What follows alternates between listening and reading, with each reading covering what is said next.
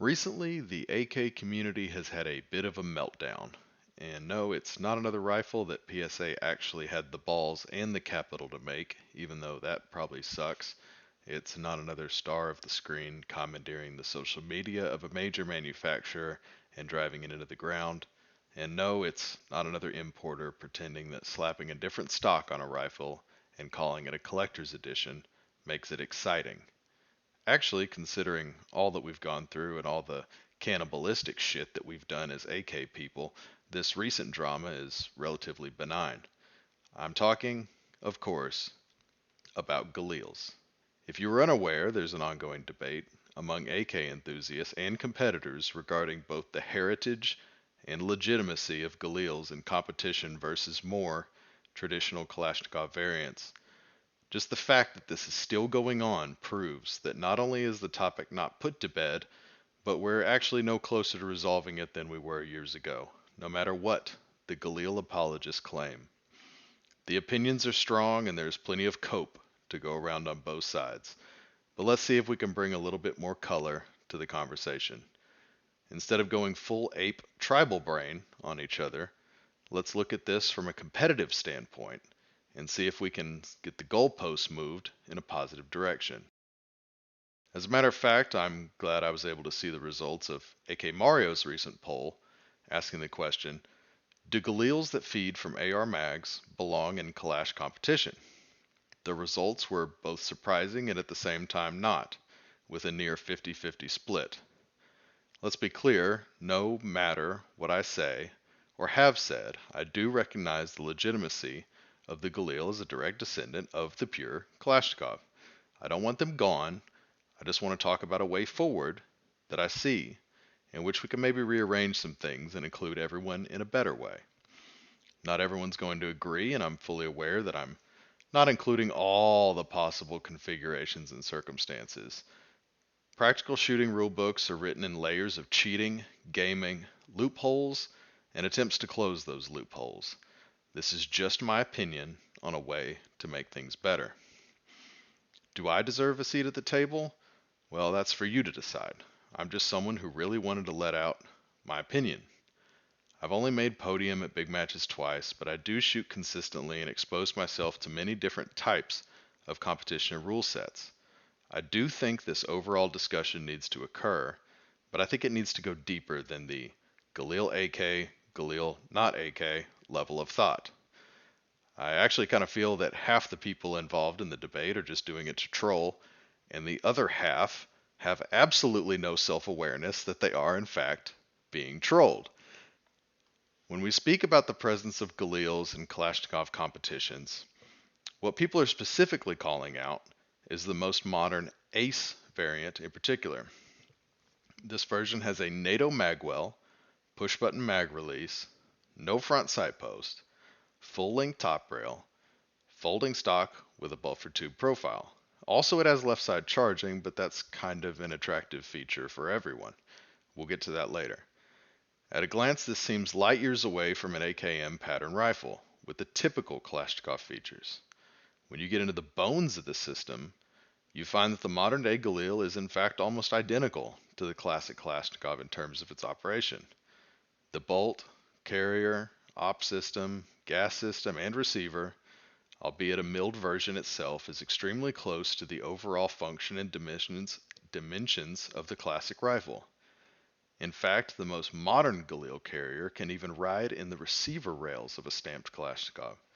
However, from a competitive standpoint, the comparison is not so black and white. Now that we have that out of the way, we can move on to the reason I actually look forward to writing this script. Where do the Galils fall in the true modern mix of Kalashnikovs and Kalashnikov variants? And considering that the landscape of the Kalashnikov hardware and aftermarket has changed drastically over the past 6 years or so, do we need to take a look at the divisions in competition from a completely new perspective? I would argue that yes, the traditional differentiators of simply caliber or optics, or none, yes, irons may not end up where you think they should in my proposal, but we'll get to that later, are not only out of date, but they fail to reflect the modern mix of rifles present at most major Kalashnikov matches. What we should be doing instead of excluding the modern galil from competitions is separating them from more basic rifles from a competitive standpoint, and at the same time making some inclusions into that new division that flesh it out in a way that makes the distinction more clear and fair for the entire field. Those of you with the entire Krebs catalog duct taped to your rifle, you may want to look away for this part. To be absolutely clear, my argument at its core is that divisions in Kalash competitions need to be broken down by feature set as a whole. What tends to happen is someone will buy a rifle and that they want to compete with and modify it over time. While it may not be a NATO-fed galil, at a certain point it looks unrecognizable from its stock out of the box counterpart. Before one major match, they'll add a muzzle brake. Before another major match, they'll add adjustable gas. This goes on until they have a magwell, buffer tube, and all sorts of go fast parts on the gun. I encourage the go fast parts, but when you have irons on one side of the field and optics on one side of the field, with no other divisions for competitive distinction, the rifles competing against each other end up worlds apart. I will go over a proposal of divisions and see if I can't find an equitable split on this. The separation of divisions is meant to act as a sort of funnel. We don't simply take one small group of rifles, such as NATO Magwell Galils, and stick them over in a division by themselves. That would be far too limiting. We place those rifles in an open division, with all other rifles being judged against the next most restrictive division and being funneled down depending on their feature set. What this also does is give some kind of incentives for sometimes removing parts from your rifle in order to shoot with a narrower field or maybe against someone that you want to compete more directly against. This is something that the traditional Kalashnikov rule sets have never tackled. Let's see if we can build 4 or maybe 3 divisions in a bit of a different way. What I'm aiming for is a 20-60-20 split, with the majority of the competitors shooting against each other in the competition category and the outliers on either side receiving their own separate but not insignificant category. Let's take a look at the mix in the last 2 Kalash Bash competitions. In 2024, when we are not differentiating calibers for this purpose, optics comprised 244 total shooters, and irons comprised 71, or 29% of the total roster. A proposed 20-60-20 split would have 189 shooters in the middle division and 63 shooters on the extreme ends. In 2025, optics comprised 248 shooters and irons comprised 81 shooters, or 32% of the total. A 20-60-20 split would have 198 shooters in the middle division with 66 on each end. Basically, over the past 2 years, you have around 30% shooting irons and an enormous 70% shooting basically everything else against each other, with the only differentiator being caliber. 70% of the field who chose to shoot optics shot in direct competition with each other, from an M70 with an Atero all the way up to a modern Galil Ace with offset optics and an adjustable stock, not to mention the Magwell. I think we can do a little bit better than that, considering the changes that we have all seen in the hardware department over the past half decade. So let's take a look at some other rule sets, just as a baseline. The 2 that come to mind for me are UML, which is basically 3-gun, and PCSL, which is one of the newer rule sets. UML has race, limited, and optic. They have a heavy class, but we're not going to deal with that right now. So that's 3 for UML. PCSL has competition, practical optics, and practical irons. There's no heavy class, but all these divisions shoot 545 through 308. There's no other distinctions in calibers. I think they figured that out, and I don't think we need that anymore. So I'm going to let you know a couple things that I am concerned with when I build the new divisions, and a couple things that I'm not concerned with when I build the new divisions.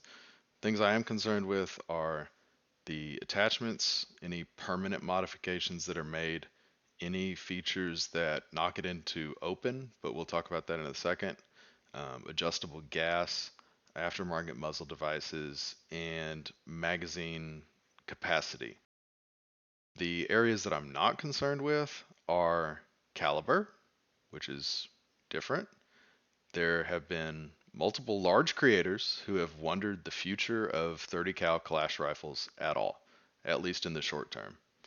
We've seen videos of what is the future of 7.62 versus this, or is everybody going to 223 versus that. If we conclude that there is an inevitable march toward light caliber rifles for competition, shouldn't we let go of the divisions that haven't changed in at least 6 years and put our focus on other competitive aspects of the platform? We also will not focus on the type or level of magnification. Too often people quote, if you don't like the ace competing against you, well, just get good and run what you brung and be better. Well, that can be taken to its conclusion in the opposite direction. If you don't want to be bumped into the next division, take it off of your rifle because you're more than welcome in the next lower division. With caliber not being a differentiator in my divisions, we run into the issue of props. AK people struggle with how to explain this a lot, but honestly, it's due to the quality of matches that we have come to accept. Yes, there is a fundamental difference in the slapping power of 223 or 545 versus 762. Physics is what it is, and if it wasn't, then my times on stages would be faster. But I digress. This is not an issue in almost all other practical shooting disciplines and rule sets. I would argue that the difference in the calibers can be fairly compensated for in the form of give up penalties versus the handicap that occurs over the entire match when you shoot a heavier caliber. A lot of times this can be determined during the staff shoot. Figure out what the penalty for a give up on a spinner should be and compare it to the shot split penalty for shooting a heavy caliber. I have my own opinions on the quality of spinners and props at major clash matches over the years, which leads to a discussion on making sure that all shooters are presented with the same quality of props. Basically, if you have people knocking the ball bearings out of a spinner on Friday, you better have a backup or be prepared to fix the prop. Either that or throw the stage out. That gets into another discussion on competitive equity, so let me know if you want to hear my ramblings on that. So at this point, I'm going to list out three divisions. I'm not going to put a slideshow on the screen for you. I will list them down below uh, in Word form. So we have open, competition, and stock. There's three divisions. Stock is the least restrictive, competition is in the middle, and open is most restrictive. So we'll start at the bottom. Stock is standard furniture, meaning handguard retainer intact, no railed gas tube, and Warsaw stock. Folding or triangle is okay for this purpose.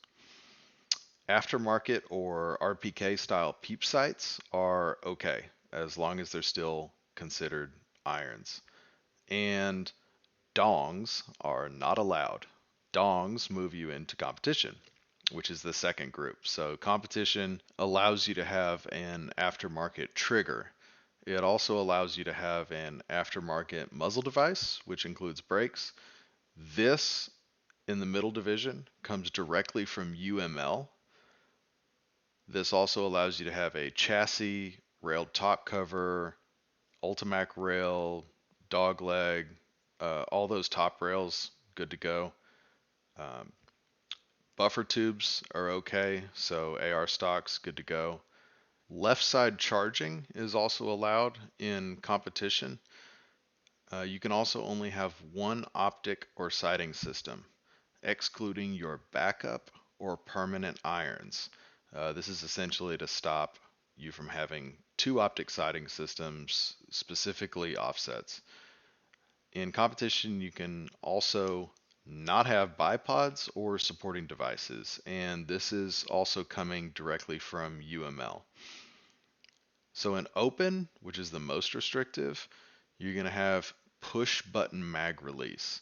Now, this not only captures the Galil Ace, but it also captures aftermarket magazine ejectors. So basically anything that you do with an index finger and or has an ejection assist for the magazine. It also allows you to have adjustable gas. No other divisions allow you to have adjustable gas.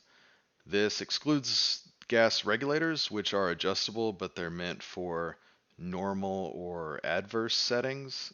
So there's big broad groups of rifles that have normal and adverse gas settings. Those are okay. We're just talking about the aftermarket ones. Open allows you to have aftermarket magwells. This is directly coming from the open division in PCSL. Open also lets you have multiple or offset sights or optics. This comes from UML. And Open also lets you have magazines loaded to a capacity anything over 30. This is coming directly from PCSL. So take a look at those written down. That's really the point of making the entire script, is to make sure that we're not focusing on the Galils and going back and forth. I think there's more of a discussion to be had because with the amount of aftermarket things that we have access to now, the Galils aren't that far off, which is, I think, what a lot of people are arguing. But at the same time, these raced out guns are so far away from a stock gun that just a regular rifle with a red dot is competing against them. So hopefully this spreads out the banter between all three divisions also. True iron shooters can argue with iron shooters that were bumped into another division. You'll have an entirely new class of iron shooters emerge, the true stock class. Red dot only Chads can argue with adjustable gas enjoyers that they were bumped to another division. It even separates basic left side charging rifles from the push button counterparts. In this rule set, a basic, old school rock and lock Galil can just simply compete all across the board in any division, due only to the additions that have been done to it, not anything else. But at the end of the day, I think we'll just be arguing about Galils forever. On it. Do you know what truck nuts are? Do I look like I know what truck Yeah, nuts are? it's balls hung on the hitch of a truck.